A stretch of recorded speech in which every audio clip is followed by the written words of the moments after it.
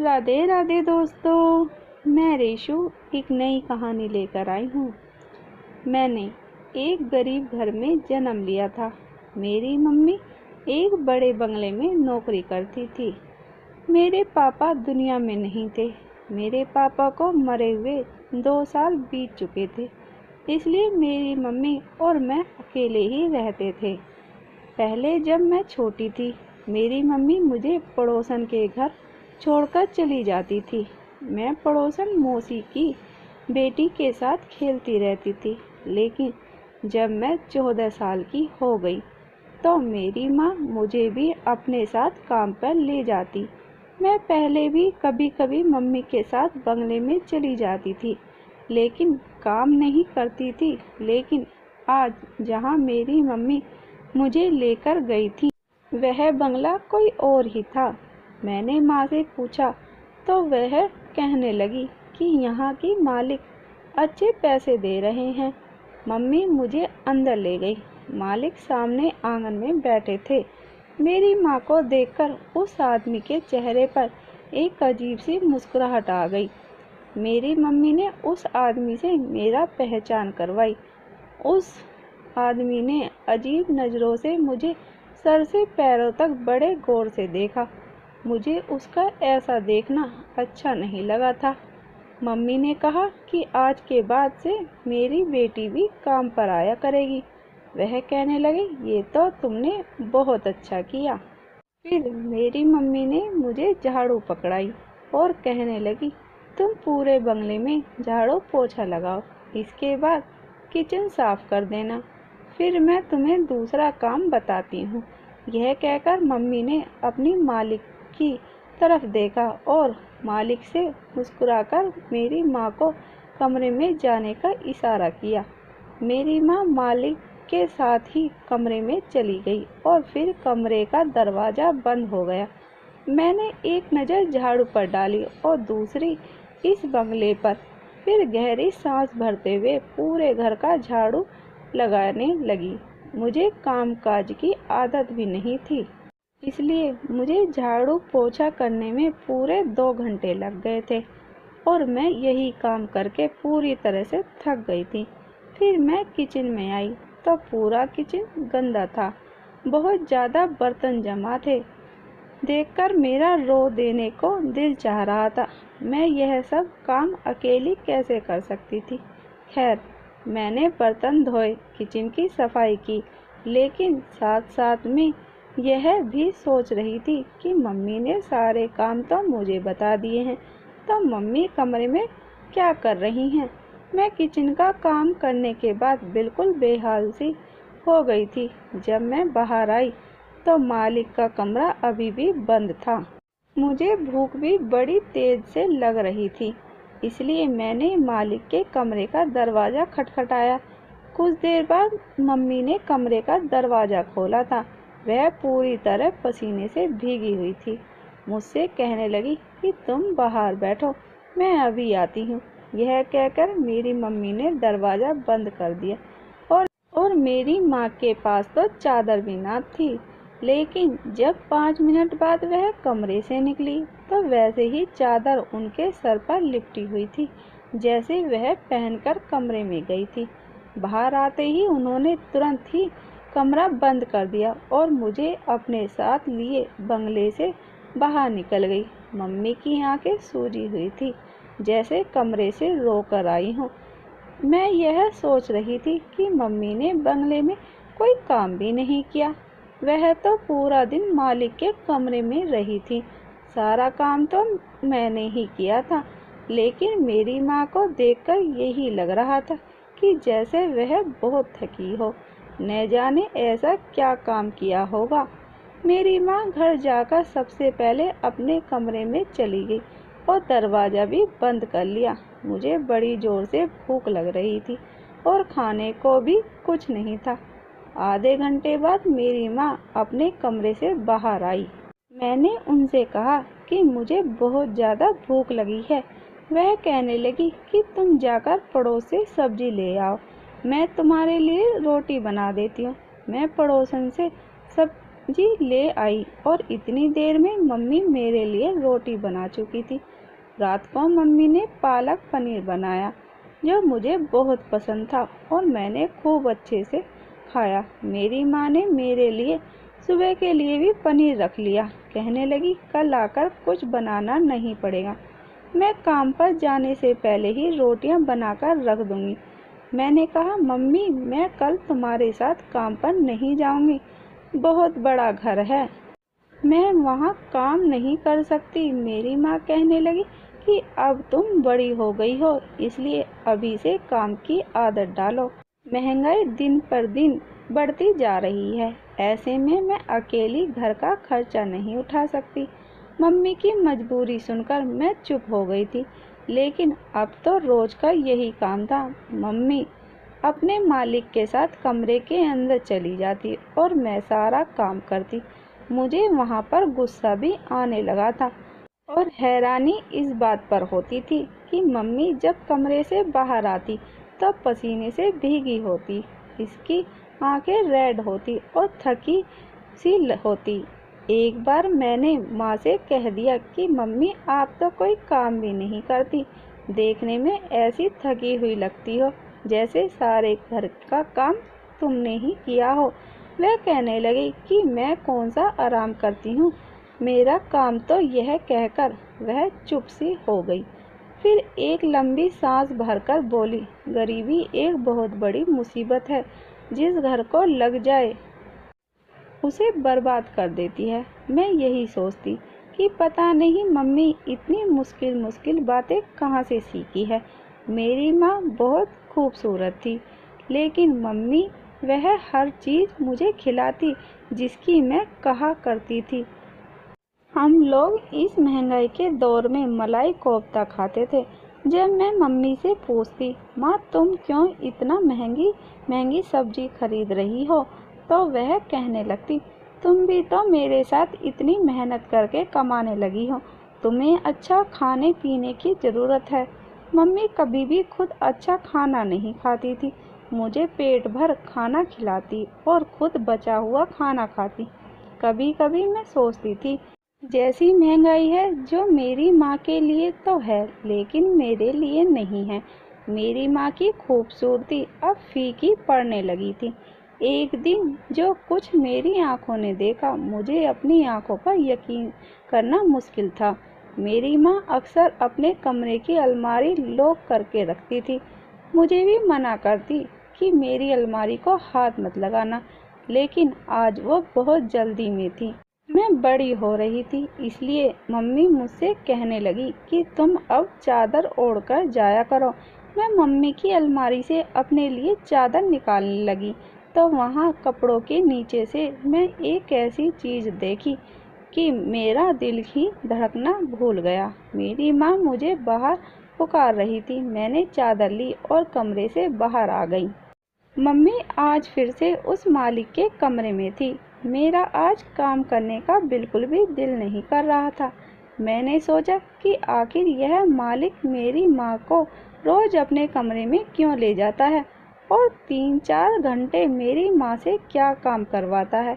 मैंने आज इस घर की सफाई दिल से नहीं की थी, थोड़े थोड़े ही सारे काम किए और मालिक के दरवाजे के पास जाकर खड़ी हो गई और मैंने दाएं बाएं देखा कि शायद मुझे कोई खिड़की नज़र आ जाए जिसमें मैं अंदर झांक सकूं कि मम्मी ऐसा भी क्या करती है कि इतनी थकी हुई होती है, लेकिन वहाँ कुछ न था।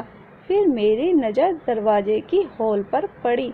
मैंने उस होल से झांका, लेकिन कमरे की बत्ती बंद थी, बस नाइट बल्ब जल रहा था। कमरे में हर जगह अंधेरा था, इसलिए मुझे ठीक से कुछ भी नज़र नहीं आ रहा था। बस कमरे में सामने की खिड़की नज़र आ रही थी, जिसके सामने पर्दा लगाकर रोशनी को आने से रोका गया था। मुझे बिल्कुल मायूसी से हो रही थी। मैं कई बार मम्मी से पूछ चुकी थी कि मालिक अपने कमरे में ले जाकर क्या काम करवाते हैं, लेकिन मेरी माँ हर बात को टाल देती थी। लेकिन अब मैंने भी ठान लिया था कि मैं हर हाल में यह बात जानकर ही रहूँगी।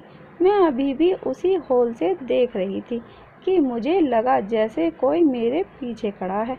अभी मैं इग्नोर कर ही रही थी कि मालिक के घर में तो कोई नहीं है, फिर यह कौन हो सकता है। तभी किसी ने मेरे कंधे पर हाथ रखा। मैं तो बुरी तरह से हड़बड़ा गई और सट से पीछे हटी। मेरा दिल ऐसे हो गया था कि धड़कना ही भूल गया था। जब मैंने अपने पीछे पलट कर देखा तो सामने खड़ा नौजवान सा लड़का मुझे ही घूर रहा था।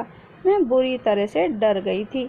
मुझे यह काम करते 1 महीना हो चुका था, लेकिन मैंने अब तक किसी नौजवान को यहाँ आते जाते नहीं देखा था।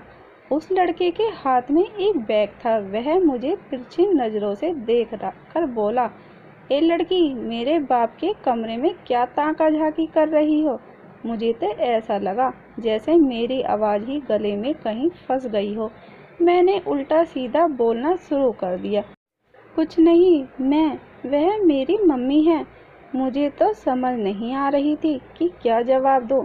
मैं भी चुप हो गई। वह कहने लगा, चोर हो? मैं जल्दी से बोली, बिल्कुल नहीं। मेरे जवाब से मुझे एक नज़र सर से पैर तक देखा और फिर बोला, कौन हो तुम? मैंने कहा, मैं अपनी मम्मी की बेटी हूँ। मेरा दिमाग काम नहीं कर रहा था। मुझे नहीं पता था कि मैं जवाब क्या दे रही हूँ। वह मेरे जवाब पर मुस्कुराने लगा, कहने लगा, सब अपनी मम्मी की बेटियाँ और बेटे होते हैं। मैं भी अपने पापा का ही बेटा हूँ, लेकिन तुम यह बता कि इसके अलावा क्या हो? मैंने कहा, मैं इस घर की नौकरानी की बेटी हूँ, यहाँ काम करती हूँ। न जाने क्यों मैं बौखला रही थी। मेरी बात सुनकर उसने अपना बैग एक तरफ रखा और सामने रखे सोफे पर बैठ गया और अपने पांव सामने रखी शीशे के टेबल पर रख दिए। फिर मुझे इशारा से अपने पास बुलाने लगा, कहने लगा, ए लड़की, आओ मेरे जूते उतारो। यह सुनकर मुझे हैरानी हुई। मैं एक नौकरानी की बेटी तो थी, लेकिन ऐसा काम कभी नहीं कर सकती थी। मैंने साफ साफ इनकार कर दिया, मैं ऐसा काम नहीं करती। मेरी बात सुनकर वह बोला, अच्छा, पापा के कमरे में ताका झाकी करती हो और काम नहीं करती? बात सुनो मेरी, अगर मैंने तुम्हारी हरकत अपने पापा को बता दी तो वह तुम्हें अभी के अभी नौकरी से निकाल देंगे। यह सुनकर तो मेरे होश उड़ने लगे थे। मैंने कहा, आप ऐसा कुछ मत कहना, मेरी मम्मी मुझे बहुत मारेगी। मेरी बात सुनकर वह मुझसे कुछ नहीं बोला, बस अपने पैरों में पहने जूते की तरफ इशारा करने लगा। मैं बेबसी से इसके पास पहुंची थी। वो एक 16-17 साल का लड़का था। शक्ल भी उस मालिक से ही मिलती थी, लेकिन था बहुत घमंडी किस्म का। मैं उसके पास रखी शीशे की टेबल के पास बैठ गई और उसके जूते उतारने लगी।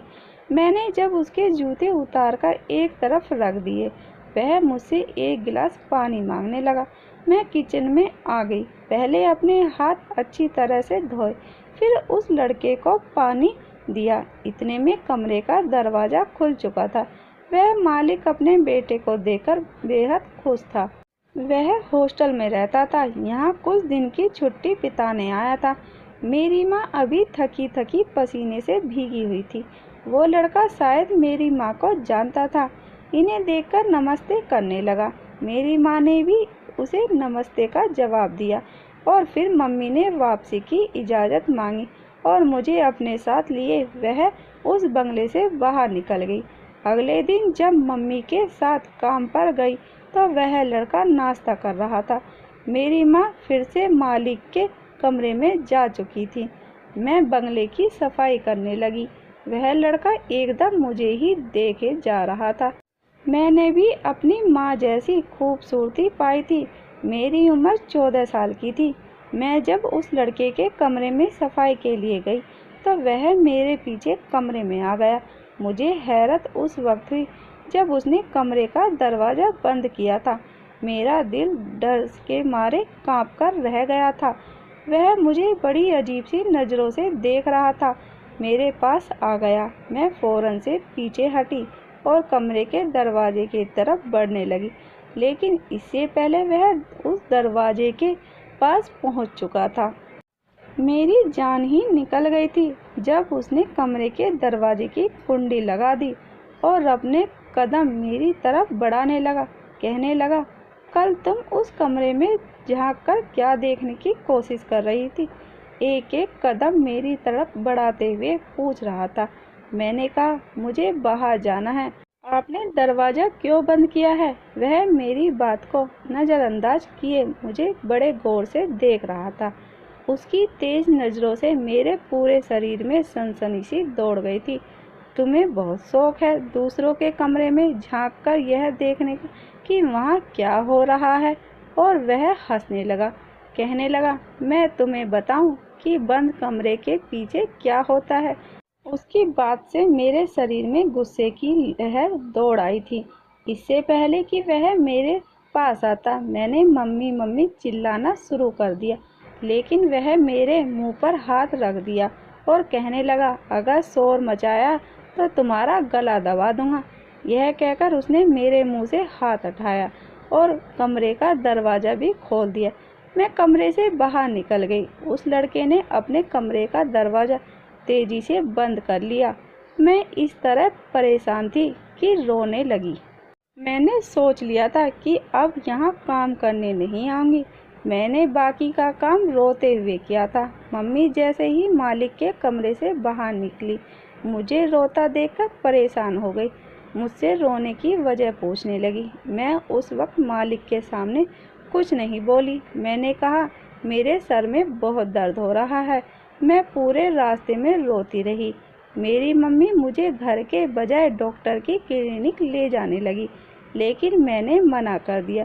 घर जाकर मैं मम्मी के साथ लगकर फूट फूट कर रोने लगी और उस लड़के की बात भी बता दी। मेरी माँ बहुत ज़्यादा परेशान हो गई थी। मैंने कहा, मम्मी मुझे उस बंगले में काम करने नहीं जाना है। मेरी माँ ने मुझे चुप करवाया और कहा, कल से वह अकेली ही जाया करेगी। अगले दिन मैं घर पर रही थी, लेकिन उस दिन जब मम्मी घर पर आई थी, उसका चेहरा रेड हो गया था। वह बहुत ज़्यादा थकी थी। आते ही बिछी चारपाई पर लेट गई। जब मैंने मम्मी को छू कर देखा तो वह बुखार से तप रही थी। मैंने जल्दी से मम्मी को पानी पिलाया, खाना खिलाया, घर पर रखी बुखार की दवा भी दी। रात भर मैं मम्मी का सर दबाती रही। उसे अभी भी तेज बुखार था। वह नींद में भी हाय हाय कर रही थी। मेरे पास रिश्ते के नाम पर सिर्फ एक मम्मी ही तो थी। अगर उसे भी कुछ हो जाता तो मैं कैसे जी सकती थी। सुबह तक मम्मी का बुखार तो काफ़ी कम हो गया था, लेकिन थकावट बहुत ज़्यादा थी। इसके बावजूद वह मालिक के घर जाने को तैयार थी। मैंने माँ से कहा कि वह आज छुट्टी कर ले, लेकिन वह कहने लगी कि छुट्टी नहीं कर सकती वरना नौकरी छूट जाएगी। मैंने कहा, तो ठीक है, आज मैं अकेली काम पर चली जाती हूँ। मेरी बात सुनकर मम्मी की रंगत उड़ गई थी। कहने लगी, नहीं, मैं तुम्हें अकेले कभी नहीं भेज सकती। इस बार मम्मी के साथ मैं भी उस बंगले में चली गई, लेकिन मेरी माँ की तबीयत ठीक न थी। वहाँ पहुँचकर वह बिल्कुल बेहाल सी हो चुकी थी। मैंने उनसे कहा कि वह एक जगह बैठ जाए, मैं सारे काम खुद कर लूँगी। वह ज़मीन के एक कोने में बैठ गई। उस मालिक का बेटा आज मुझे कहीं भी नज़र नहीं आया था। शायद वापस हॉस्टल जा चुका था। मैंने पूरे घर की सफाई की। मम्मी एक कोने में बेहाल सी लेटी थी। जब सारे काम खत्म हो गए तो वह मालिक कहने लगे कि तुम्हारी माँ तो बहुत बीमार है, इसके हिस्से का काम कौन करेगा। यह सुनकर मुझे उस मालिक पर गुस्सा आने लगा, अफसोस भी होने लगा। मैंने कहा, मेरी माँ बीमार है। वह कहने लगा, मैं कुछ नहीं जानता, मुझे अपना काम पूरा करवाना है। तुम्हारी माँ से नहीं होता तो तुम करो। मैंने हामी भर ली। राज तो मुझे भी जानना था कि वह मालिक घंटों मेरी माँ से क्या काम करवाता है, जो मेरी माँ की अलमारी में हजारों के कई नोट पड़े रहते हैं। लेकिन जैसे ही मैं मालिक के कमरे में जाने लगी, मेरी माँ मुझ पर चिल्लाने लगी। कहने लगी कि तुम अंदर नहीं जाओगी। शायद मेरी मम्मी पास में ही थी, इसलिए मेरी और मालिक के बीच की बातें सुन ली थी। इसलिए इतने तेज बुखार में भी बोल पड़ी थी। बहुत मुश्किल से वह उठी और मुझे लेकर बाहर आ गई। शाम को मैं अपनी मम्मी को डॉक्टर के पास लेकर गई। अगले दिन मेरी मम्मी गहरी नींद में सो रही थी। मैं चुपके से घर से बाहर निकल गई। अब तो मैं सोच में पड़ गई थी कि मुझे भी मालूम हो कि बंद दरवाजे के पीछे का क्या राज है। मैं इस बार अकेले बंगले में चली गई थी। वह मालिक मुझे अकेला देखकर मेरी माँ के बारे में पूछने लगा। मैंने कहा उनकी तबीयत ठीक नहीं है। पहले तो उस मालिक ने मुझसे सारे घर के काम करवाया और फिर उसके बाद कहने लगा कि मैं वह काम करूं जो मेरी माँ करती है। वह मुझे उससे डबल पैसे देगा जितना मेरी माँ को देता था। मैं उसकी बात मान गई। उस वक्त मुझे पैसा नहीं चाहिए था, बस यह जानने का चस्का लगा था कि वह मेरी माँ से क्या काम करवाते हैं कि जब कमरे से बाहर आती है तो थकी थकी होती है। मैं जब उस मालिक के कमरे में गई, पूरे कमरे में अंधेरा छाया हुआ था। उस मालिक ने एक नाइट लाइट ऑन किया और खुद वॉशरूम में चला गया। मैं धड़कते दिल के साथ उस कमरे के बेड पर बैठ गई। कुछ देर बाद जब वह मालिक वॉशरूम से बाहर आए तो उसने रात का कपड़ा पहन रखा था। मुझे देखकर हैरत हुई। जब उस मालिक ने कमरे की कुंडी लगाई तो मेरे होश ही उड़ गए थे। मैं समझ नहीं पा रही थी कि वह मुझसे क्या काम करवाना चाहता। मैं खड़ी हो गई, लेकिन इतनी देर में वो मेरे पास पहुंच गया था। फिर उसने मेरे हाथ में नीम के तेल की शीशी पकड़ा दी। कहने लगे कि मैं इसका मसाज करूं और बिना रुके मुझे उसका मसाज करना था। वह एक मोटा सा आदमी था और उसके शरीर में खुजली की शिकायत रहती थी। वह हर रोज मेरी माँ से 3-4 घंटे लगातार मालिश करवाता था। वह कहने लगा, मैं तुम्हारी माँ को अपनी बहन मानता हूँ और मैं इस बीमारी के बारे में किसी और को नहीं बता सकता। मेरी माँ थकान से बेहाल सी हो जाती थी और कभी कभी थकान से रोने लगती कि गरीबी भी इंसान को किस कदर थका कर रख देती है। लगातार 2 घंटे इस आदमी का मसाज करने के बाद मैं आज खुद पसीने से भीग चुकी थी।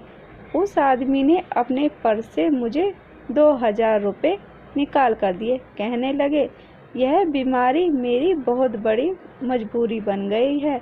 इस नीम के तेल में कुछ खास जड़ी बूटियां हैं। इसकी मालिश के बाद ही मैं कुछ ठीक महसूस करता हूँ, वरना खुजली से मेरी चीखें निकल जाती है। फिर कहने लगे, मुझे तुम्हारी माँ ने बताया था कि मेरे बेटे ने तुम्हारे साथ बदतमीजी की थी। मैंने उसे इस बात पर बहुत डांटा था और तुमसे भी माफ़ी मांगता हूँ। आगे वह तुम्हें कुछ नहीं कहेगा। मैंने उसे कोई जवाब नहीं दिया और कमरे का दरवाज़ा खोलकर बाहर निकल गई। मुझे मेरी माँ के बारे में हर सवाल का जवाब मिल चुका था। मैं जितना भी अपनी माँ की इज्जत करूं उतनी ही कम थी। मेरे लिए वह एक महान औरत थी। न जाने मैंने क्यों उनकी शराफत को शक के नज़र से देखा था। हर बंद कमरे के पीछे सिर्फ पाप नहीं होते, यह बात अब मुझे अच्छी तरह से समझ में आ गई थी। उम्मीद करती हूँ ये कहानी आपको पसंद आई होगी। कहानी पसंद आई हो तो प्लीज़ लाइक और शेयर करना बिल्कुल भी ना भूलिए और इस तरह की कहानी सुनने के लिए हमारे चैनल को सब्सक्राइब ज़रूर कीजिएगा। कहानी सुनने के लिए आपका बहुत बहुत धन्यवाद।